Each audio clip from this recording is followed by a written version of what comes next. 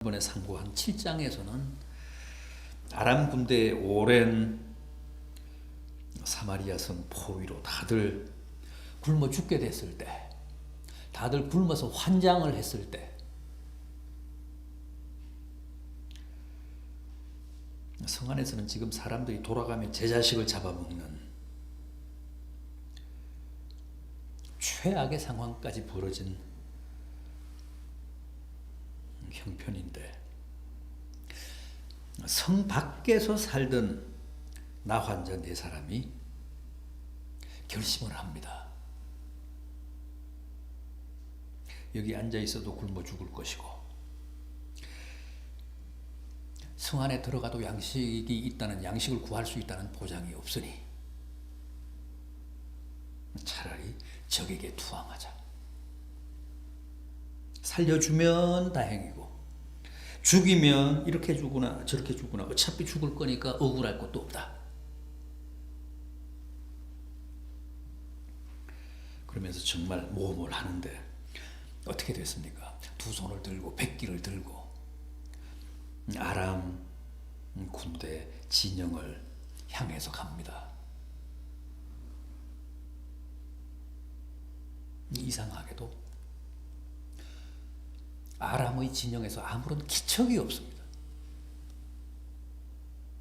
그래서 그 적의 진영에 당도해 보니까 막사마다 텅텅 비었고, 창고에는 양식과 보급품들이 쌓였고, 심지어는 말이며 나귀까지도 그대로 둔 채 다 달아나고 아무도 없더라는 거예요. 하나님이 그들의 귀에 환청이 들리게 하셨습니다. 그래서 그들이 애국 군대가 몰려온다, 잔인한 헷사람의 군대가 이스라엘에게 돈을 받고 우리를 치기 위해 온다며 혼비백산 모두 맨발로 달아나서 요단강을 건너 아람으로 돌아갔다는 거예요.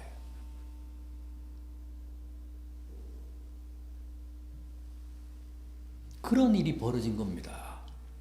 네 사람의 나병 환자가 밤새 실컷 먹고 금과 은과 옷을 챙기다가 정신이 들었습니다. 뭐라고 했습니까? 7장 9절을 보면 우리가 이렇게 하는 것은 옳지 않다.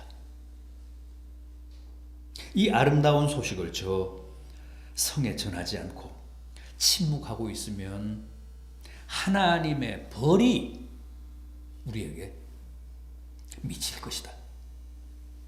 그러면서 사마리아 성으로 달려가서 문지기에게 말하고, 또 그 문지기에는 왕에게 보고하고, 그래서 결국은 모든 굶주린 성읍 사람들이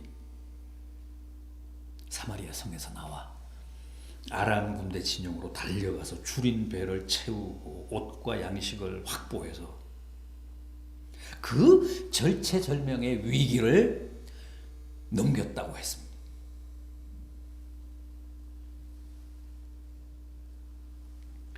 그런데 거기 나오는 7장 9절 말씀이 중요하다고 했죠. 아름다운 소식.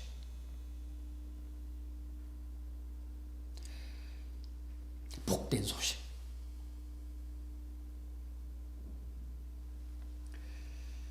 여러분, 4명의 그 나 환자가 고백한 것처럼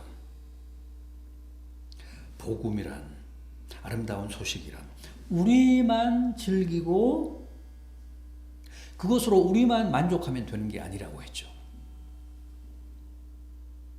그걸 최대한 빨리 다른 사람들에게도 전해서 굶주린 성읍 사람들이 다 함께 공유하는 게 하나님의 진정한 뜻이라고 했습니다. 나중에서야 이 4명의 나 환자가 그 사실을 깨닫고 더 이상 지체하지 않고 사마리아 성으로 달려와서 그 사실을, 그 아름다운 사실, 그 아름다운 소식, 그 복된 소식을 전한 겁니다. 이 말씀이 오늘 우리들에게도 큰 도전을 줍니다. 우리가 먼저 접한 복음을 우리도 남에게, 이웃에게, 저 굶주린 성읍 사람들에게 전해야 할 사명이 있다는 거예요. 전하지 않으면 하나님의 벌이 미친다. 그런 심정으로 우리도 우리가 먼저 접한 아름다운 소식을 저 굶주린 성읍 사람들에게 열심히 증거해야 된다는 거죠. 그래야 할 사명이 우리에게 있다는 거예요.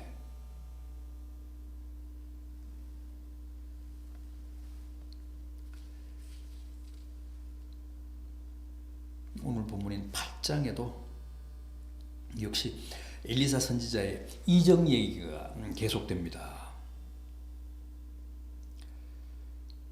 하루는 엘리사가 수넴 여인이 누굽니까? 엘리사를 위해서 쉴 수 있는 방을 준비해주고 또 늘 먹을 것, 마실 것을 제공하며 지성으로 섬겼던 여인 아닙니까? 그런데 그 여인의 아들이 어느 날 갑자기 죽어서 엘리사가 급히 가서 그 죽은 아들을 다시 살려주지 않았습니까?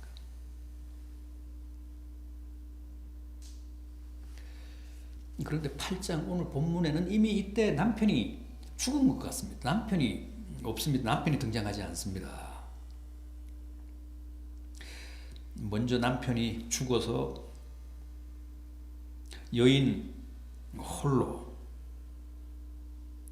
가족들을 돌보며 살고 있었는데 이 가정의 멘토였던 엘리사가 정보를 준 겁니다. 내가 받은 하나님의 계시에 의하면 이제 7년간 최악의 가뭄이 온다. 기근이 온다. 그래서 너는 일어나 내 가족과 함께 거주할 만한 곳을 찾아 그리로 가라. 하나님께서 기근을 부르셨으니 이 땅에 7년 동안 기근이 임하리라.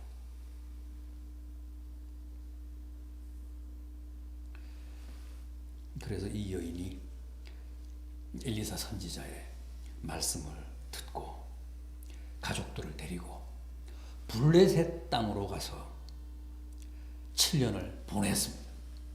그리고 나서 다시 7년 후에 기근이 끝난 다음에 고향으로 수넴으로 돌아왔는데 어떻게 됐습니까? 그 사이에 수넴 여인의 집과 토지를 다른 사람이 차지하고 있더라는 거예요.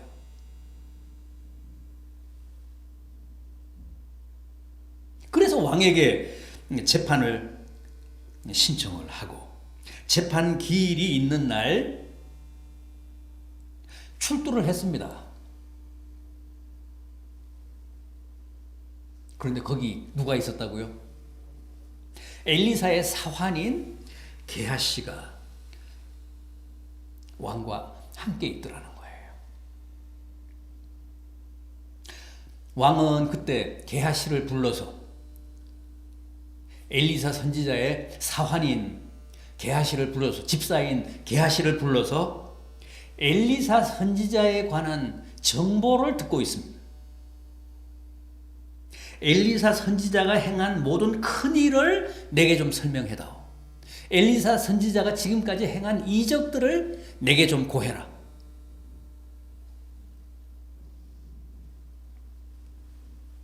엘리야도 그랬고 엘리사도 참 그 인생 역정이 흥미롭습니다. 왜냐하면 경이로운 사건이 많거든요.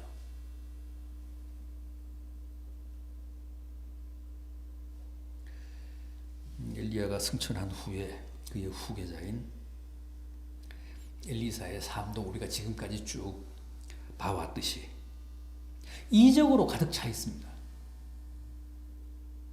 그래서 왕도 백성도 언제나 엘리사의 활동과 예언을 주목했는데 여기서도 왕이 엘리사의 사환을 불러서 엘리사가 행한 이적에 관해 듣고 있습니다. 그동안 어떤 큰 일을 행했는지 내게 얘기해보라. 그래서 게하시가 본 많은 이적들을 얘기하는 중에 수넴 여인의 죽은 아들을 살린 얘기를 하고 있는데 바로 그때 그 이적의 주인공인 수넴 여인이 재판을 받기 위해 왕 앞에 나타났다는 거예요.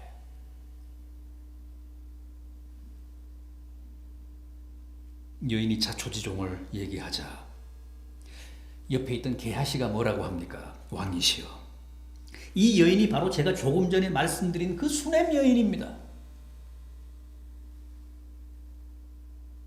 이 여인의 말은 다 진실이고 다 사실이라고 하면서 또 뭐라고 하죠? 5절 하반절을 보십시오. 저는 그의 아들이니 곧 엘리사가 다시 살린 자입니다. 여기서 이 고백을 합니다. 이 사실을 밝힙니다.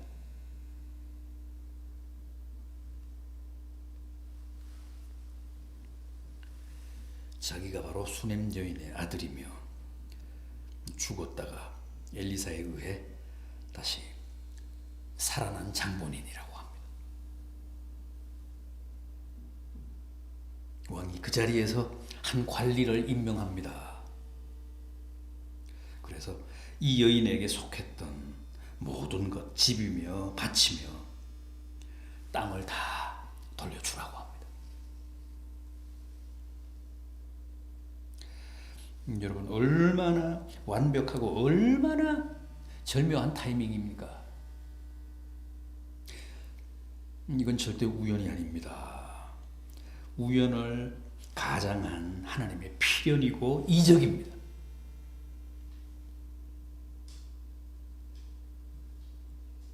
왕이 이제까지 그의 밭에서 발생한 모든 소출을 다 돌려주라고 명령합니다.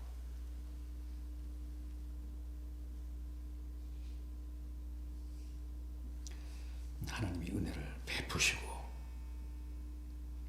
이적을 허락하시면 이렇게 잃었던 땅도 집도 다 되찾고 지난 7년간 손해보고 제대로 챙기지 못했던 논밭에 소출까지도 다 회복할 수 있습니다. 수넴 여인의 믿음의 승리 아닙니까? 사실은 수넴 여인의 축복을 위해서 하나님이 엘리사 선지자도 동원하고 또 왕도 동원하신 거 아닙니까? 한때는 잘 살았습니다. 땅도 있었고 여유도 있었습니다. 그래서 엘리사 선지자를 위해 집도 하나 지어줬잖아요. 방도 하나 만들어줬지 않습니까? 그 정도로 여유 있는 삶을 살았는데 남편을 먼저 보내고 모든 사정이 어려워진 상황에서 다시 7년간의 긴 기근이 온다고 해서 다른 나라로 피난을 갔다가 돌아왔는데 집이며 땅이 다 남의 손에 넘어가고 말았습니다. 얼마나 황당하고 얼마나 참담했겠습니까? 그러나 하나님이 절묘한 방식으로 그 잃었던 모든 것을 다 찾고 회복하게 하셨습니다.